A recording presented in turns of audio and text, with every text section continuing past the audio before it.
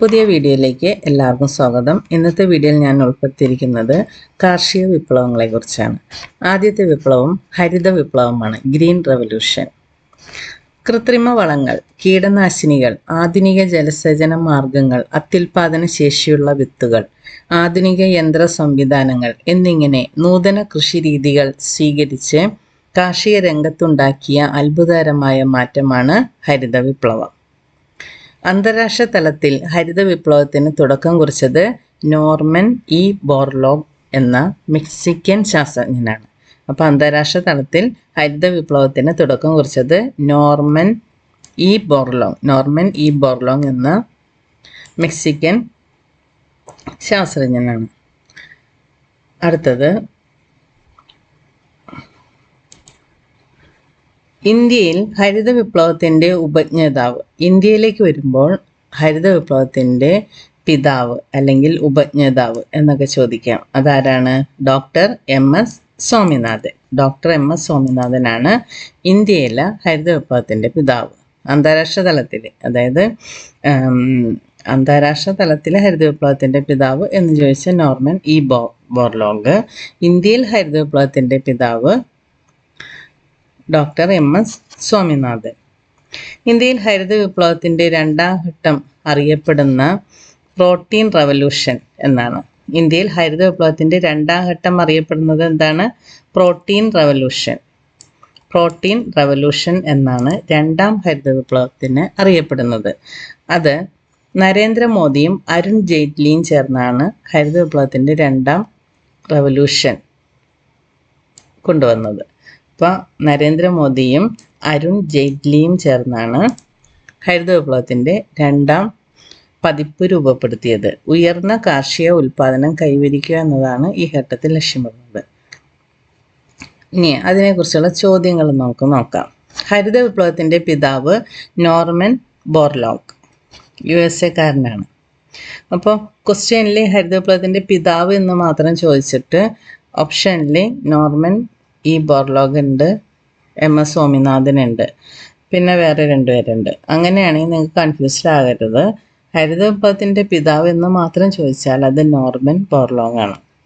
Indian ഹരിത വിപ്ലവത്തിൻ്റെ പിതാവ് എന്ന് ചോദിച്ചാൽ മാത്രമാണ് എം എസ് സ്വാമിനാഥൻ എഴുതേണ്ടത് കേട്ടോ.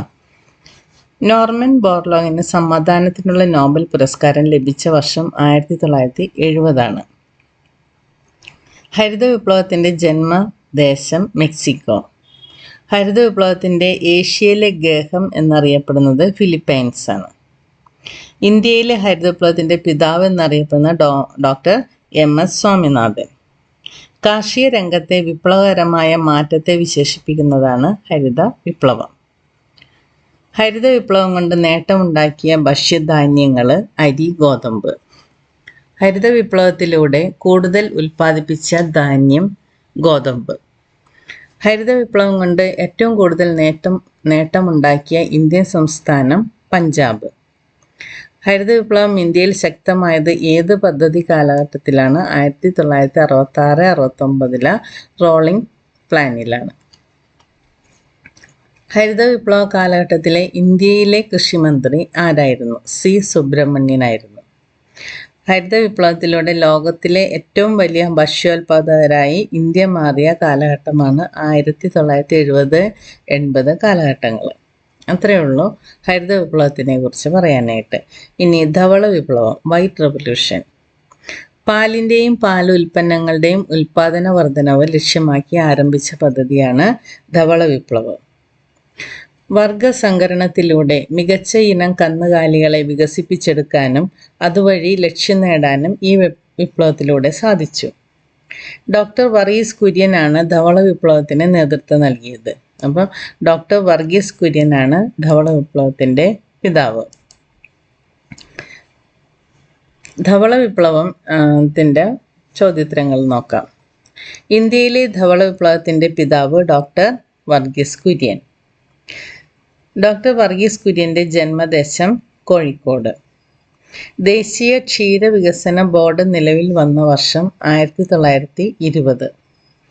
മാഗ്സസെ പുരസ്കാരം നേടിയ ആദ്യ മലയാളിയാണ് ഡോക്ടർ വർഗീസ് കുര്യൻ. ഇന്ത്യയിലെ ക്ഷീരവികസന ബോർഡിൻ്റെ പ്രധാന കേന്ദ്രം സ്ഥിതി ചെയ്യുന്ന സംസ്ഥാനം ഗുജറാത്ത്. സമീകൃതാഹാരം എന്നറിയപ്പെടുന്നത് പാല്.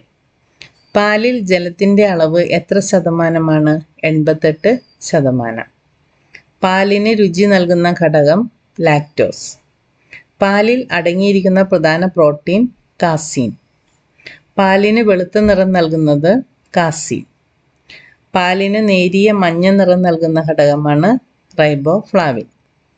ഏറ്റവും കൂടുതൽ പാല് ഉൽപ്പാദിപ്പിക്കുന്ന ജീവി തിമിംഗലം. കരയിൽ ഏറ്റവും കൂടുതൽ പാൽ ഉൽപ്പാദിപ്പിക്കുന്ന ജീവി ആന. അപ്പോൾ ഇത്രയേ ഉള്ളൂ ഹരിത വിപ്ലവത്തിനെ കുറിച്ചുള്ള ക്വസ്റ്റ്യൻസും ഡിസ്ക്രിപ്ഷൻസും. ഇനി വിപ്ലവങ്ങൾ, അതായത് കാർഷിക വിപ്ലവങ്ങൾ ഏതെല്ലാമെന്ന് നോക്കാം.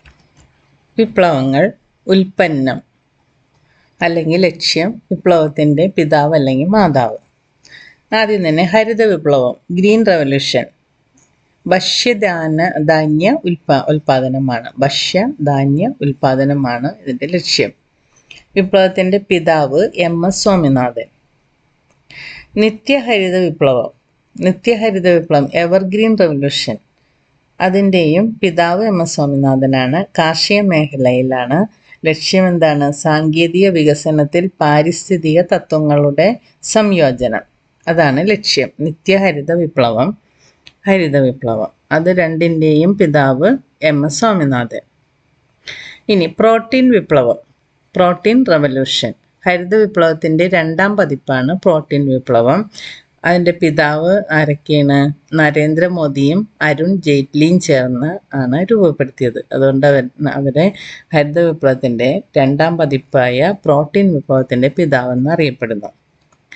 ധവള വിപ്ലവം, വൈറ്റ് റവല്യൂഷൻ, പാലും പാലുൽപ്പന്നങ്ങളും, പിതാവ് ഡോക്ടർ വർഗീസ് കുര്യൻ. നീല വിപ്ലവം, ബ്ലൂ റവല്യൂഷൻ, മത്സ്യ ഉൽപാദനം, പിതാവ് ഡോക്ടർ അരുൺ കൃഷ്ണൻ. മഞ്ഞ വിപ്ലവം, യെല്ലോ റവല്യൂഷൻ, എണ്ണക്കുരുക്കൾ, സൂര്യകാന്തി, കടുക് മുതലായ എണ്ണക്കുരുക്കളുടെ ഉൽപാദനമാണ് മഞ്ഞ വിപ്ലവം എന്നറിയപ്പെടുന്നത്. അതിൻ്റെ പിതാവ് സാം പിട്രോഡ. ചുവപ്പ് വിപ്ലവം, റെഡ് റവല്യൂഷൻ, തക്കാളി മാംസം ഉൽപാദനം. അതിന് പ്രത്യേകം പിതാക്കന്മാർ ആരും തന്നെ ഇല്ല. അപ്പോൾ ചുവപ്പ് വിപ്ലവം എന്ന് പറഞ്ഞാൽ തക്കാളി മാംസ ഉൽപാദനം. പിങ്ക് റവല്യൂഷൻ, ഉള്ളി, കൊഞ്ച്, ഫാർമസ്യൂട്ടിക്കൽസ്, ഇതിൻ്റെയൊക്കെ വിപ്ലവമാണ് പിങ്ക് വിപ്ലവം. ഉള്ളി, കൊഞ്ച്, ഫാർമസ്യൂട്ടിക്കൽ, അതിൻ്റെയൊക്കെ ഉൽപാദനം. പിതാവ് ദുർഗേഷ് പട്ടേൽ. സുവർണ വിപ്ലവം, ഗോൾഡൻ റവല്യൂഷൻ, പഴം, പച്ചക്കറി, തേൻ, അതിൻ്റെയൊക്കെ ഉൽപാദനമാണ്. പിതാവ് നിർഭഖ് ടുദേജ്. ഈ പിതാക്കന്മാരെ ഇതൊക്കെ അൺഇമ്പോർട്ടൻ്റ് ആണ്, എങ്കിലും പിതാക്കന്മാരുള്ളതുകൊണ്ട് പേര് കൊടുക്കുന്നതാണ്. കറക്റ്റ് പിതാക്കന്മാർ ചോദിക്കുന്നത് ധവള വിപ്ലവത്തിൻ്റെയും ഹരിത വിപ്ലവത്തിൻ്റെയുമാണ് സാധാരണ ചോദിക്കാറ്. ഇനി രണ്ടാം ഹരിത വിപ്ലവം വേണമെങ്കിൽ ചോദിക്കാം, നരേന്ദ്രമോദി അരുൺ ജെയ്റ്റ്ലിയുമാണ്. പിന്നെ ബാക്കിയുള്ളത് ചോദിച്ചുകൂടാന്നില്ല, അവർക്ക് അന്നേരം ചോദിക്കണമെന്ന് തോന്നിയാൽ അത് ചോദിച്ചിരിക്കും. അപ്പോൾ അതുകൊണ്ട് പഠിച്ചിരിക്കണം കേട്ടോ. അടുത്തത് രജത വിപ്ലവം, സിൽവർ റവല്യൂഷൻ, മുട്ട ഉൽപാദനം, കോഴി വളർത്തൽ. ഇതിൻ്റെ മാതാവാണ് ഇന്ദിരാഗാന്ധി. മദർ ഓഫ് റവല്യൂഷനുകളുടെ മാതാവ് എന്നും അറിയപ്പെടുന്നു ഇന്ദിരാഗാന്ധി. അപ്പോൾ സിൽവർ റവല്യൂഷൻ്റെ മദർ ആരാണ്? ഇന്ദിരാഗാന്ധി. സിൽവർ ഫൈബർ വിപ്ലവം, അത് കോട്ടൺ വ്യവസായം. പ്രത്യേകം ഫാദർ മദർ ആരും തന്നെ ഇല്ല. അടുത്തത് കറുപ്പ് വിപ്ലവം, ബ്ലാക്ക് റവല്യൂഷൻ, പെട്രോളിയം ഉൽപ്പന്നങ്ങൾ, അതിനും ഫാദർ മദർ ഒന്നുമില്ല. ഗ്രേ വിപ്ലവം, ഗ്രേ റവല്യൂഷൻ, രാസവളങ്ങളുടെ ഉൽപ്പാദനം. ബ്രൗൺ വിപ്ലവം, തുകലിൻ്റെ ഉൽപ്പാദനം. അടുത്തത് റൗണ്ട് വിപ്ലവം, ഉരുളക്കിഴങ്ങിൻ്റെ ഉൽപ്പാദനം. മഴവിൽ വിപ്ലവം, കാർഷിക മേഖലയിലെ മൊത്ത ഉൽപ്പാദന വർധനവിൻ്റെ പ്രൊഡക്ഷനാണ് മഴവിൽ വിപ്ലവം എന്നറിയപ്പെടുന്നത്. Rainbow revolution. അപ്പോൾ ഇത്രയും ഉള്ളൂ കാർഷിക വിപ്ലവങ്ങളെക്കുറിച്ച് പറയാനുള്ളതിൽ മാക്സിമം ക്വസ്റ്റ്യൻസ് വരാവുന്ന മേഖലകൾ. അപ്പോൾ ഇത് തന്നെ പഠിച്ചു പോയാൽ മതി. കാർഷിക വിപ്ലവത്തിനെ കുറിച്ച് ചോദിച്ചു കണ്ടിട്ടുള്ള PSC ക്വസ്റ്റ്യനുകളുടെ എല്ലാനും ഒരു ബ്രീഫായിട്ട് നോക്കിയാൽ ഇതിൻ്റെ ഉള്ളിൽ തന്നെയുള്ള പോയിൻറ്റ്സുകൾ മാത്രമേ ചോദിച്ചിട്ടുള്ളൂ. പിന്നെയും ചോദിക്കാനായിട്ട് മേഖലകൾ ഒന്നുമില്ല. അപ്പോൾ ഇത് തന്നെ നന്നായിട്ട് പഠിച്ച് പോയാൽ മതി. അപ്പോൾ നന്നായിട്ട് പഠിച്ച് പരീക്ഷയ്ക്ക് പോവുക. Thank you for watching.